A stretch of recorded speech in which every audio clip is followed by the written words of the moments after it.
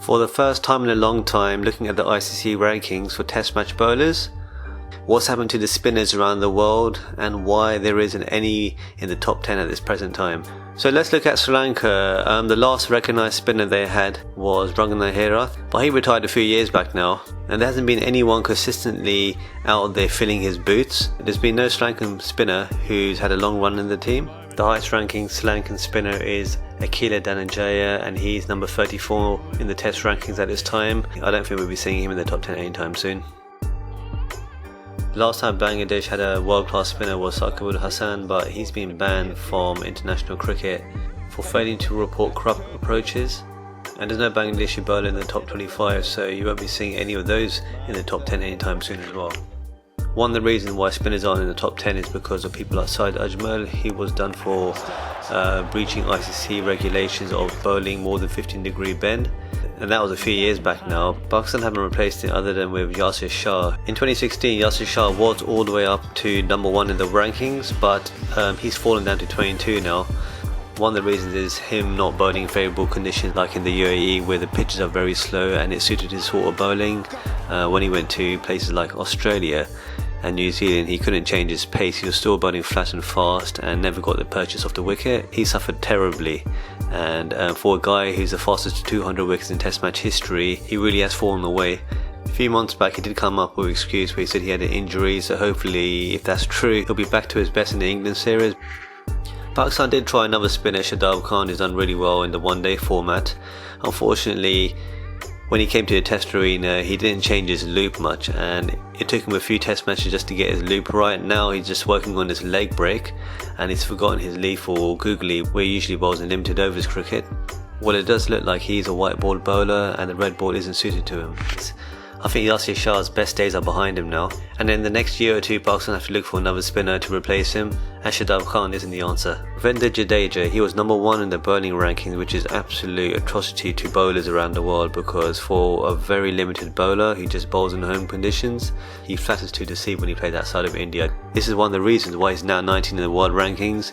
He's just pretty much picked to play home series, and he does it really well on those sort of turning decks, and conveniently India do play a lot of test matches alone. I think one of the problems with cricket is all the big nations, they play big long series like 5 test series in their home conditions more often, but when they go abroad to play lower nations, they play 2 test matches or 3 test matches max. This is the reason why if you bowl at home more often, you'll get more wickets and you will be more favourable in the ICC rankings, which is a bit of a shame because we do know the big 3 do play each other more often. Here's my favourite spinner in the international cricket at this moment in time, Ravichandran Ashwin. Slightly underrated in the sense that he's another bowler that India definitely pick for home series, but when he goes abroad they don't pick him, they try and drop him as much as possible so his stats look good. He was number 1 in the world a few times. India do always look to protect their spinners when they go abroad. I think this is one of the reasons why Ashwin is never going to be considered one of the greatest bowlers of all time, because he never gets to bowl in a full series when he goes abroad. At this moment in time, Ashwin is the highest ranking spinner. He's number 11 in the world, and he won't be going up anytime soon unless India play at home. Khawaja advances and holds out. Pujara takes the catch and Kuldeep gets his first wicket. Kuldeep Yadav is another bowler who I think is a great bowler who can definitely get into the top 10, but doesn't get opportunities with so many other spinners in the squad. Bowled in, beautiful bowling. Kuldeep Yadav set Payne up beautifully, bowled the top spin of the previous ball and then came back through the gate. I haven't seen a West Indies bowler in the top 10 for many a decade, and even though Russell and Chase have been taking wickets against England, I can't see him ever breaking the top 20, let alone the top 10. And here's an excellent bowler, Kashav Maharaj. A South Africa spinner bowling in those conditions, it's very hard for them to get into the top 10. This is why you will hardly ever see a spin bowler from South Africa. If he did play in favourable conditions like in India, he probably would be a bowler who would get in the top 10. Wicket number 3 for Keshav Maharaj, so he'll be enjoying this challenge. Gone. There's another. A 4th for Keshav Maharaj. But in this case, he's ranked 27 in the world, and his highest rank was 15. And we can't see him getting in the top 10 anytime soon as well.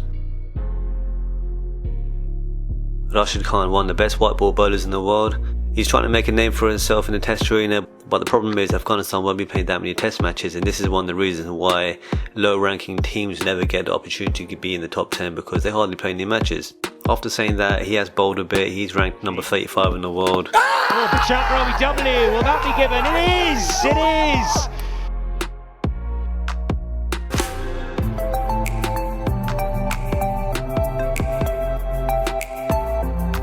Moeen Ali's highest ranking has been 18 when he took his best figures of 6 for 53.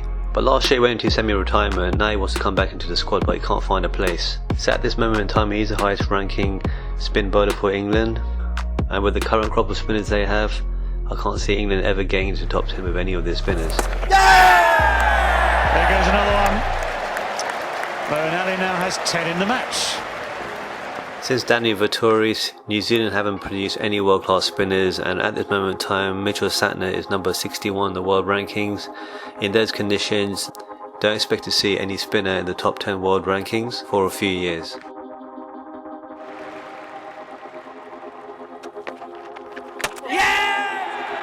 A little bit of patience from Nathan Lyon just pays off. So one of the best spinners at this current time is Nathan Lyon. He's number 15 in the world. Is there anything on that? Is there anything on that? Yep. Oh, gone. That's gone. That's a good catch. And his highest position was 7. With a couple more good performances, I can see him coming back in the top 10 to bring some respectability back for the spinners in the world, that they can also compete at the highest level still. So leave a comment below if you think I've missed some spinners off the list. And who do you think is going to be the next world-class spinner from the current crop of players around the world? Yorker is hit into the gap, and that's 50. Incredible stuff, really is one hell of a batting effort from him. He loves it, the fans are loving it, the dugout is incredibly happy because they're seeing a sensational 50 here.